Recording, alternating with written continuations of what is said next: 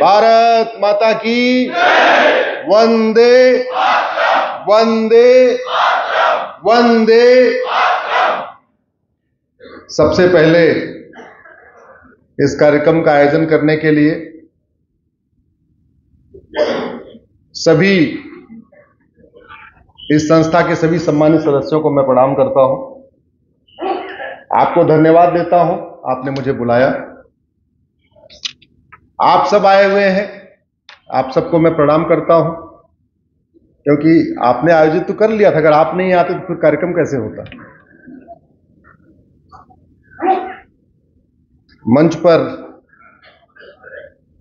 Doctor शरद सरीन जी अभी चले गए, सर सामने चले गए, अरुण कुमार तिवारी जी, सुभाष चंद्र मुनका जी, धर्मचंद पोदार जी हमसे मिलते रहते हैं दिल्ली में, डॉक्टर प्रसन्नजीत तिवारी जी, अरुण कुमार मिश्रा जी, और सामने उपस्थित सभी बंधुओं, कुछ हमारे छोटे बच्चे हैं, भतीजे और भतीजियों। आज बहुत विशेष दिन है। आज राष्ट्रीय युवा दिवस है। आज स्वामी जी की जयंती है, स्वामी विवेकानंद जी की। और 2024 का आज मेरा दूसरा कार्यक्रम है। सुबह मेरा पहला कार्यक्रम रांची यूनिवर्सिटी में था, दूसरा कार्यक्रम आपके बीच में हो रहा है जमशेदपुर में, कल तीसरा कार्यक्रम आईआईटी धनबाद में है, चौथा कार्यक्रम स्वामी जी कर रहे हैं, सीताराम जी बैठे हुए हैं बोकारो में। तो 2 दिन में 4 कार्यक्रम हो जाएगा। मैं रास्ते में फ्लाइट में सोच रहा था विषय कैसे सिलेक्शन करें, 2 दिन में 4 जगह बोलना है। तो मुझे अपना प्राचीन वैदिक मंत्र याद आया। एक बार आप भी जोर से बोलिए, धर्म की अधर्म का प्राणियों में विश्व का। तो मैंने तय ये किया कि धर्म की जय हो रांची में बोलेंगे, अधर्म का नाश हो जमशेदपुर में बोलेंगे, प्राणियों में सद्भावना हो धनबाद में बोलेंगे, और विश्व का कल्याण हो बोकारो में बोल देंगे।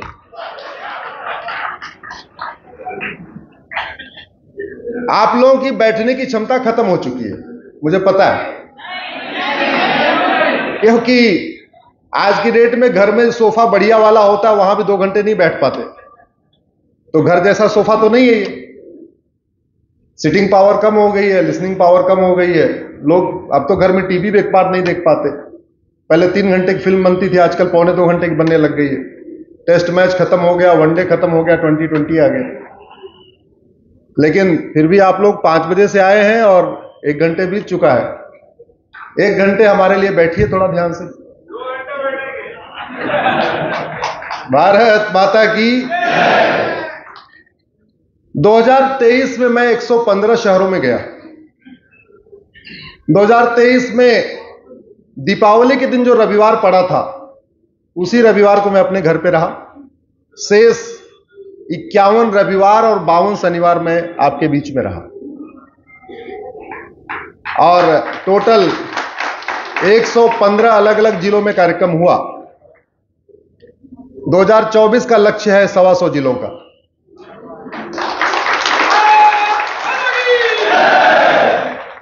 पहले मुझे लगता था इसकी कोई जरूरत नहीं है। मुझे लगता था कि पीआईएल करेंगे, कोर्ट सरकार को नोटिस जारी कर देगी और फिर मामला ठीक हो जाएगा। फिर मुझे बाद में समझ में आया, नहीं, जहां सब लोग अच्छी निद्रा में हो तो घर घर जाके दरवाजा भी नॉक करना पड़ेगा। हमारे साथ इतना इतना बड़ा बड़ा छलावा हुआ। अंग्रेजों ने जो किया किया, अंग्रेजों के बाद वाले अंग्रेजों ने उससे भी ज्यादा बड़ी मक्कारी किया। तो 2023 में मैंने सेट किया था कि 2023 में अंग्रेजी कानूनों की बात करेंगे, और हमें खुशी है कि 1,500 अंग्रेजी कानून सरकार ने खत्म कर दिए। अब 1,500 खत्म कर दिए हैं, तो मैं मान के चल रहा हूं जो बचे हुए 225 हैं वो भी खत्म हो जाएंगे। तो 2024 का मेरा सिलेबस अब कांग्रेसी कानून है। कांग्रेसी कानून क्यों कह रहा हूं? क्योंकि जिस संसद में भारत की संस्कृति को मजबूत करने के लिए कानून बनाना था, भारत को मजबूत करने के लिए बनाना था, जातिवाद का जहर कम करने के लिए कानून बनाना था, भाषावाद का जहर कम करने के लिए कानून बनाना था, क्षेत्रवाद का जहर कम करने के लिए कानून बनाना था, अलगाववाद रोकने के लिए कानून बनाना था, कट्टरवाद रोकने के लिए कानून बनाना था, जिहाद को रोकने के लिए कानून बनाना था, उस संसद में जातिवाद, भाषावाद, क्षेत्रवाद, कट्टरवाद, मजहबी उन्माद को बढ़ाने के लिए कानून बनाया गया, भारत को बांटने के लिए कानून बनाया गया और भारत संस्कृति को नष्ट करने के लिए कानून बनाया गया। अगर डॉक्टर फीस ले और अच्छी न दवाई न दे तो उसको क्या कहेंगे? मक्कार है। क्या बोलेंगे? जोर से बोलिए। ड्राइवर अपनी तनख्वाह ले, ठीक से गाड़ी न चलाए, क्या कहेंगे? गद्दार है।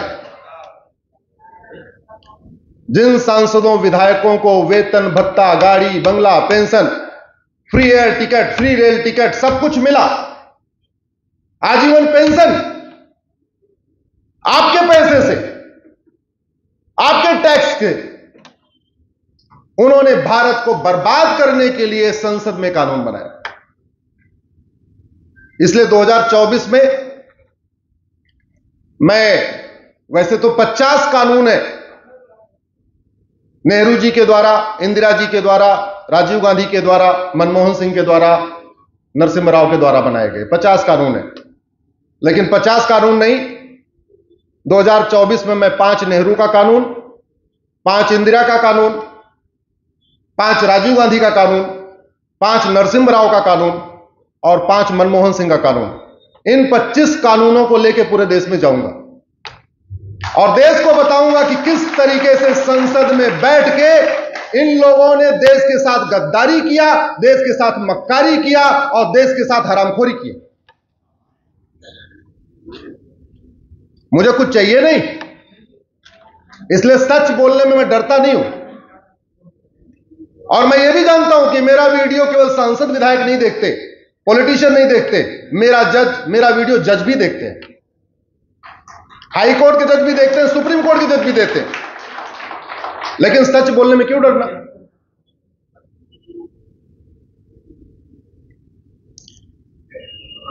हम लोग सामान्यतया किसी कार्यक्रम के पहले वंदे मातरम गाते हैं। पूरा का पूरा फ्रीडम मूवमेंट वंदे मातरम से हुआ। वंदे मातरम, भारत माता की जय, ये अपने आप में वार क्राई हो गया। एक समय ऐसा आया, अंग्रेजों ने वंदे मातरम और भारत माता की जय कहना बैन कर दिया। राम प्रसाद बिस्मिल ने वंदे मातरम गजल लिखा। लाहौर में वंदे मातरम के नाम से अखबार छपता था। भारत का जो पहला झंडा डिजाइन हुआ वो भगवा कलर का था, उसमें बीच में वंदे मातरम लिखा हुआ था। वो झंडा डिजाइन किया था भीकाजी कामा ने। पूरा का पूरा फ्रीडम मूवमेंट वंदे मातरम से हुआ। लेकिन जब संविधान बन रहा था तो एक व्यक्ति के जिद के कारण वंदे मातरम भारत का राष्ट्रगान घोषित नहीं हो पाया। 26 नवंबर 1949 को पूरा संविधान बन गया, जिसको हम संविधान दिवस मनाते हैं। 26 नवंबर 1949 को संविधान सभा में पूरा संविधान तैयार करके साइन कर दिया। यह डिसाइड हो गया कि 26 जनवरी से भारत रिपब्लिक डिक्लेयर हो जाएगा और यह पूरा संविधान लागू हो जाएगा।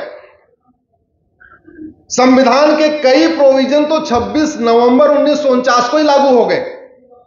हम लोग सोचते हैं ना रिपब्लिक डे के दिन संविधान लागू हुआ, नहीं। संविधान के बहुत सारे प्रोविजन 26 नवंबर 1949, यानी जो हम 26 जनवरी को रिपब्लिक डे मनाते हैं, उससे 2 महीने पहले लागू हो गए थे। लेकिन एक बात पे पेच फंसा हुआ था कि भारत का राष्ट्रगान क्या होगा। मेजॉरिटी का यह कहना था कि चूंकि पूरा का पूरा फ्रीडम मूवमेंट वंदे मातरम से हुआ है और बंकिम चंद्र चटर्जी ने वंदे मातरम लिख भी दिया है और वंदे मातरम 24 घंटे में लिखा गया। और जानते हैं क्यों लिखा गया? क्योंकि अंग्रेजों ने एक यहां पे नेशनल एंथम डिक्लेयर कर दिया, गॉड सेव क्वीन। एक अंग्रेजी का नेशनल एंथम अंग्रेजों ने बनाया, गॉड सेव क्वीन। उस गॉड सेव क्वीन का विरोध करने के लिए बंकिम चंद्र चटर्जी ने 24 घंटे के अंदर वंदे मातरम लिख भी दिया। और जब लिख दिया तो हर कार्यक्रम के पहले वो गाया जाने लगा। और तो और कांग्रेस का जो राष्ट्रीय अधिवेशन होता था हर साल, उस राष्ट्रीय अधिवेशन की शुरुआत भी वंदे मातरम से होती थी। जो कांग्रेस का 5वां राष्ट्रीय अधिवेशन हुआ उसमें जनगण मन के लेखक गुरु रविन्द्रनाथ टैगोर ने खुद ही वंदे मातरम गाया था। लेकिन उसके बाद जनगण मन लिखा जाता है, साहब को जनगण मन इतना पसंद आ गया, वंदे मातरम से इतनी नफरत हो गई, वंदे मातरम में सांप्रदायिकता दिखने लगी, अपना वीटो लगाया, बोला नहीं, जनगण मन भारत का नेशनल एंथम होगा। संविधान बन चुका था, 26 जनवरी को लागू होना था। डॉक्टर राजेंद्र प्रसाद ने बीच का एक रास्ता निकाला। उन्होंने 24 जनवरी 1950 को एक सभा बैठक बुलाई, बोले वोटिंग नहीं कराएंगे। मेरा मानना वोटिंग करा देना चाहिए था। वोटिंग करा दिए होते तो क्लियर हो जाता कितने लोग वंदे मातरम के पक्ष में, कितने लोग जनगण मन के पक्ष में।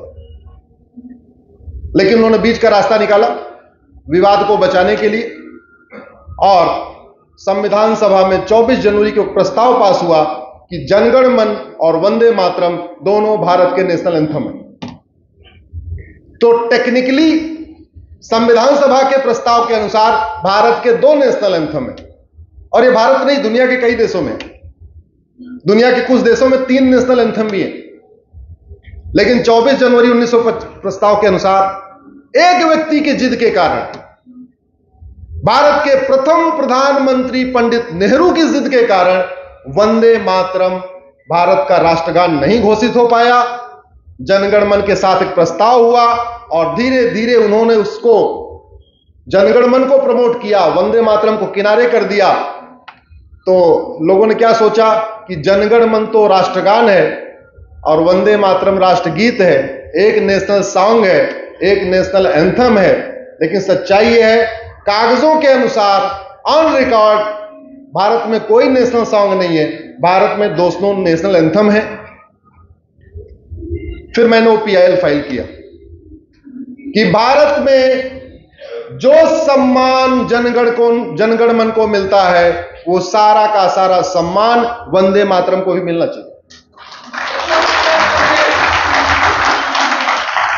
आज की डेट में जनगण मन का एक प्रोटोकॉल है, कितने सेकंड में गाया जाएगा तय है, खड़े होकर गाया जाएगा तय है, कोई अपमान करेगा 3 साल की सजा होगी, कानून में लिखा हुआ है। वंदे मातरम के लिए कोई प्रोटोकॉल नहीं है, जनगण मन के लिए सब प्रोटोकॉल है। अपमान करने पे 3 साल सजा, 53 सेकंड में गाया जाएगा, खड़े होकर गाया जाएगा। ये धुन भी फिक्स हो चुकी, दूसरी धुन भी नहीं बजेगी।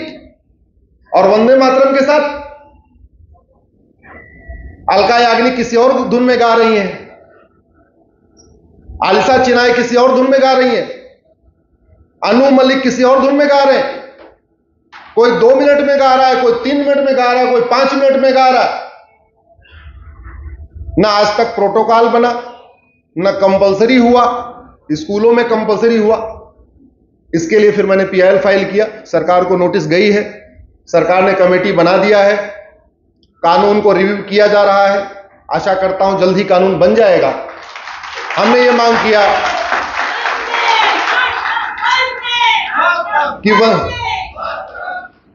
कि वंदे मातरम स्कूलों में अनिवार्य किया जाए, वंदे मातरम सरकारी कार्यक्रमों के पहले गाना अनिवार्य किया जाए, वंदे मातरम की धुन फिक्स किया जाए, वंदे मातरम का टाइमिंग फिक्स किया जाए, म्यूजिक फिक्स किया जाए। और आपने देखा होगा बीच में कई बार वंदे मातरम लोग गाते रहते हैं और कुछ लोग खड़े भी नहीं होते। देखा होगा, खबर आती रहती। जानते हैं क्यों? क्योंकि उनको पता है इसमें कोई कानून नहीं है।